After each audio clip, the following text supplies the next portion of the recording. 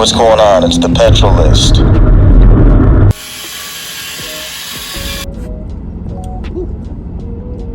Squirrel.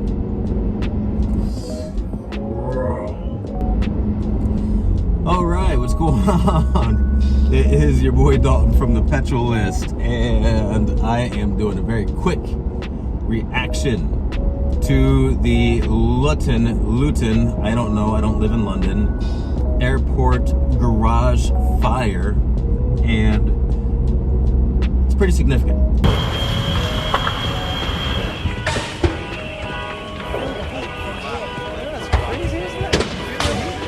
And I think it's like 30 or 50 kilometers south of London. I'm going based on memory, so if I'm butchering the geography and any other details, just know I'm going based on what I read this morning. Anyway, south of London, major airport, and some vehicle fire. We don't know yet if it was caused by an EV or otherwise, has basically burned down a new parking garage. I don't know how much parking garages cost to make, but I can only imagine they've got to be really expensive. Now, whether the fire originated with an electric vehicle or not is, I believe, immaterial because of two things. Firstly, when people hear vehicle fire, it's already tattooed in their brain to suspect electric vehicles because they do spontaneously combust and they are extremely difficult to put out.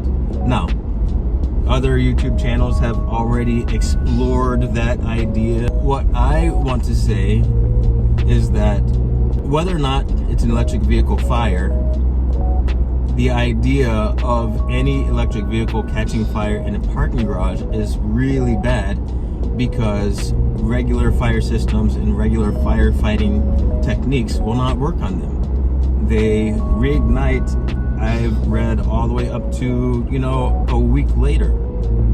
They are sporadic, they're unpredictable, and they're basically every firefighter's worst nightmare.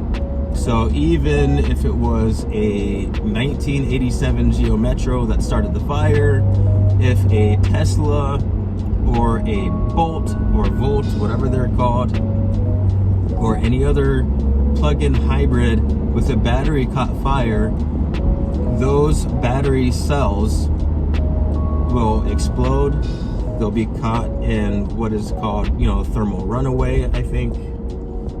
But the fire will be difficult to resolve, and the result in this case was absolutely staggering. The loss of a parking garage, something between 1,200 and 1,500 cars were lost. 5, I think they were employees, went to the hospital due to smoke inhalation. 1 was treated on the spot. This is still early hours of the incident. I'm sure more damage will be assessed and attributed. And when you add lithium-ion batteries or any batteries to the mix for that matter, you have just poured, well, not gasoline onto the fire. I guess you could say you've poured lithium onto the fire. We've got a new quote. Pouring gasoline on a fire is no longer the worst thing you can do. Pouring lithium onto a fire is now the worst thing you can do, because it burns in a worse way than gasoline. Once you've started to change the idea of gasoline being the worst thing that you can pour in a fire, you've done something really profound, really amazing, and not in a good way. And that's not good for electric vehicles. Now, I'm not an electric vehicle channel. I don't do a lot of, for better or for worse, I don't do a lot of ranting against them. Anybody who knows me knows that I do not like them, but that's just a personal preference. I don't have a vendetta against them. I think they're very flawed. I think that they're possibly more flawed than gasoline-powered vehicles. But every single vehicle is flawed. Everything on Earth is flawed. Nothing here is perfect. So who am I to rant against them, at this stage? There are pros and cons to each kind of propulsion. I think the biggest thing that I would have to rant against for electric vehicles is the forced mandates. I am not a mandate guy. I am stick with the laws, stick with the precedents, and don't make new ones that the people didn't ask for. And especially if they don't really truly make sense. So that is it. There was a huge fire in London, and I think one can fairly easily say that even if an electric vehicle did not start it, that is still to be known. I can almost guarantee you that they exacerbated it and made it worse than it otherwise would have been. Look it up. There are a lot of people talking about it, a lot of channels talking about it. I'm out.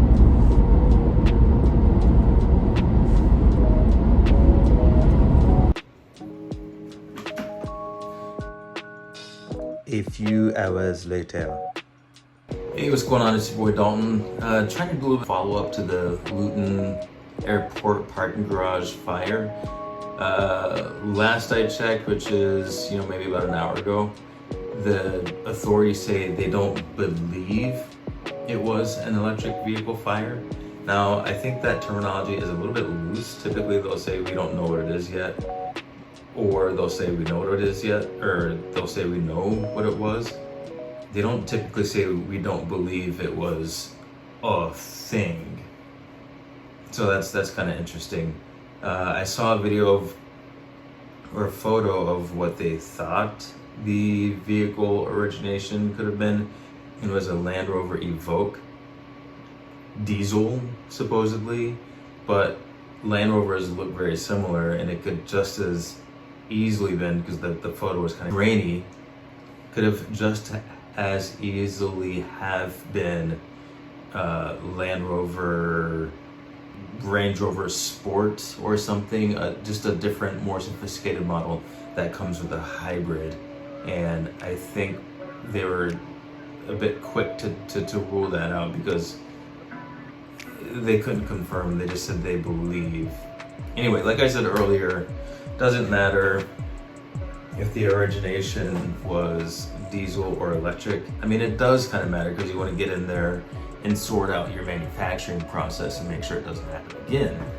But if you have a lot of cars in close proximity, as electric vehicles get to be more prominent, if you have a fire in a garage or a parking garage or something like that, even if it didn't start the fire, it's going to catch on fire, and when it does, it's going to be nasty. So that's something that we definitely have to take into consideration for safety purposes as these vehicles become more prominent, especially as they become mandated.